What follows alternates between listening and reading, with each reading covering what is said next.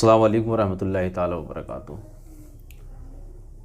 آج پھر آپ کا استقبال کیا جاتا ہے حضرت علی اردو اکیڈمی چینل پر، اور آج ہمارے ساتھ ہیں ایک بہت خاص مہمان اور ایک عظیم المرتبہ شخصیت جنہیں دنیائے تصوف میں سبھی جانتے ہیں، جن سے میری منشا، میری مراد، پیری طریقت رہبر شریعت حضرت الشاہ سید ظفر مجیب مداری صاحب دامت برکاتہم العالیہ، جو ولی عہد خانقاہ مداریہ مکن پور شریف ہیں، اور اس وقت موجود ہیں ہم دارالنور مرکز ولایت و روحانیت حضرت قطب المدار العالمین سید بدیع الدین المدار رضی اللہ تعالیٰ عنہ ورضا عنہ کی مقدس بارگاہ میں، اور ہمارے ساتھ ہیں ولی عہد خانقاہ مداریہ سید ظفر مجیب علی مداری صاحب۔ آج ہم ان کے ساتھ ایک گفتگو کریں گے اور حضرت کا انٹرویو لینا ہے، اور انٹرویو کا موضوع ہے اسلام کے فروغ میں قطب مدار العالمین سید بدیع الدین المدار رحمۃ اللہ تعالیٰ علیہ کا اہم کردار۔ یوں تو پوری دنیا تصوف جانتی ہے کہ فروغ اسلام میں، فروغ تصوف میں، فروغ ولایت میں قطب الدین المدار رحمۃ اللہ تعالیٰ علیہ کا اہم کردار ہے،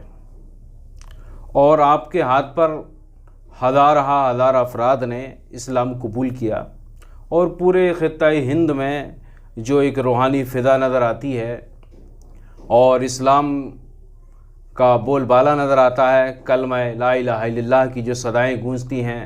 مسجد کے جو مینار نظر آتے ہیں، خانقاہوں کی جو صدائیں نظر آتی ہیں، اس میں حضور قطب بدیع الدین المدار رحمۃ اللہ تعالیٰ علیہ کا بہت بڑا کردار اور آپ کا ہی مرہون منت ہے۔ تو آئیے ہم اپنی گفتگو شروع کرتے ہیں اور آپ کو ملواتے ہیں حضرت سید ظفر مجیب صاحب سے۔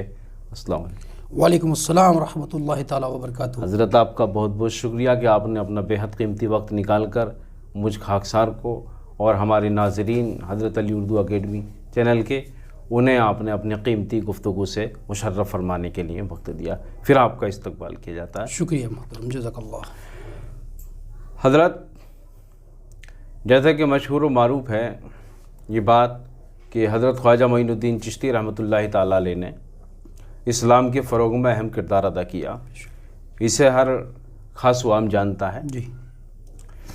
اور اسی طرح حضور قطب سید بدیع الدین المدار رحمۃ اللہ تعالیٰ علیہ کا بھی بہت بڑا کردار ہے، اور آپ کا کیا کردار ہے اس بارے میں آپ ہمارے ناظرین کو بتائیں، تاکہ وہ لوگ جو اس موضوع پر اور اس بارے میں نہیں جانتے ہیں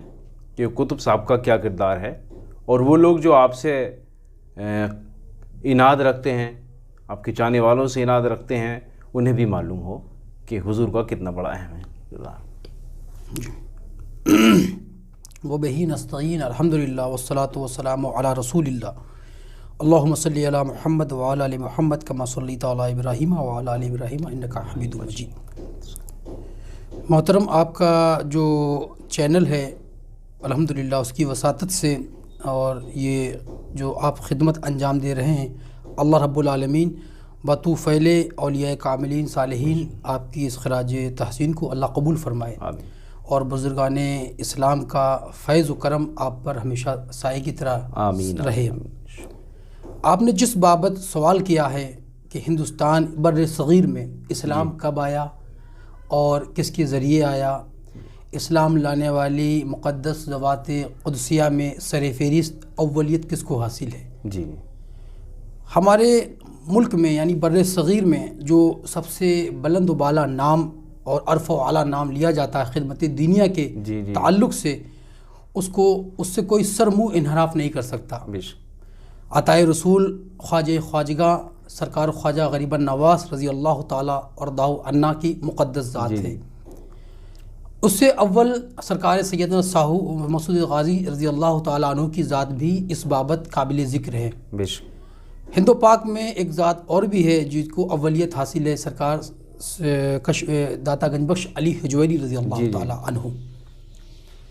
آپ اگر صوفیاء اعظام کی تاریخ ولادت، آمد ہند کی تاریخ اور ان کی مکمل زندگی کو سیرت کے آئینے میں دیکھیں جی تو آپ کو یہ پتہ چلے گا کہ ہند میں اور ہند کے راستے پر تبلیغ اسلام کو باضابطہ طریقے سے پھیلانے کے لیے اور شریعت و طریقت کی راہیں ہموار کرنے کے لیے بر صغیر میں جو سب سے پہلا قدم آیا وہ حضرت محمد بن قاسم علوی رضی اللہ تعالیٰ عنہ کا ہے۔ آپ کے بارے میں تاریخ فرشتہ اور دیگر سیر و تاریخ میں یہ بات مذکور و مرقوم ہے، لکھی ہوئی ہے اور روشن ہے روز روشن کی طرح کہ سن 91 92 93 ہجری میں آپ قدم رنجا ہوئے سندھ کے علاقے میں، جو اس وقت ہمارے پڑوسی ملک میں وہ خطہ آتا ہے۔ آپ کے بارے میں لکھا ہوا ہے کہ آپ نے 6 ماہ تک تبلیغ اسلام کا کام انجام دیا اور وہاں سے لے کر قنوج تک آپ کی آمد ہوئی اور آپ نے بزور بازو اسلام کی ترویج و اشاعت کا کام بخوبی انجام دیا۔ جب آپ کی قابلیت اور آپ کی عزت و عظمت کا غلغلہ چاروں طرف ہونے لگا تو بغداد میں جو بادشاہ وقت تھا مروان کی اولاد میں سے اس کو خبر ہوئی کہ وہ بڑی شہرت اور غلبہ حاصل ہو گیا ہے محمد بن قاسم کو، تو اس نے اپنے سپاہیوں کو بھیج کر آپ کو بغداد بلایا اور شہید کروا دیا۔ وہ کون سی تاریخ تھی؟ سن 93 ہجری۔ سن 93 ہجری کے بعد سے جو ایک سلسلہ شروع ہو رہا ہے، آپ اگر تاریخ و سیر کا مطالعہ کریں اور صوفیاء اعظام کی کتابوں کو بالاستیاب پڑھیں تو آپ کو اس بات کا بخوبی علم ہوگا کہ ہمارے ہند میں بر صغیر میں جو اولیاء کاملین صالحین تشریف لائے ان کی تاریخ ولادت پر ہم تھوڑی روشنی ڈالتے ہیں۔ سب سے پہلے سید سالار مسعود غازی رضی اللہ تعالیٰ عنہ، آپ اگر کرامات مسعودیہ پڑھیں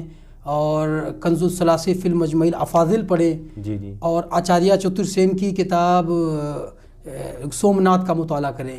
بڑے لوگ ہیں یہ جنہوں نے بڑی تاریخ رقم کی ہے اپنے دور میں، اگرچہ کوئی ہندو ہے کوئی مسلم ہے لیکن یہ محققین لوگ ہیں، اتہاس کار ہیں، انہوں نے اپنے قلم سے تاریخ کو قلم بند کیا ہے۔ تو اب کنز الثلاثی میں پڑھیں یا کرامات مسعودیہ میں تو پتہ چلتا ہے سید سالار مسعود غازی رضی اللہ تعالیٰ عنہ کی جو ولادت باسعادت ہے 405 ہجری، 405 ہجری میں آپ کی ولادت باسعادت ہے۔ آپ کی مکمل عمر شاید 18 سال کی ہوئی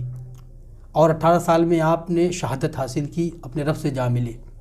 اور کافی محنت کی دین کے لیے آپ نے، اس پر بھی انشاءاللہ ہم آئیں گے، سر دست جو بات کر رہے ہیں۔ پھر آپ سید ہمارے ہند میں جو سلسلے چشتیہ بڑا مشہور و معروف ہے اور بھارت سرزمین پر کروڑوں اس سلسلے سے لوگ منسلک ہیں، منسوب ہیں، منتسب ہیں الحمدللہ۔ آپ کی تاریخ ولادت پر نظر ڈالیں تو 531 31 32 تک تاریخ ملتی ہے کہ حضور سرکار خواجہ غریب النواز رضی اللہ تعالیٰ عنہ کی ولادت باسعادت 531 ہے،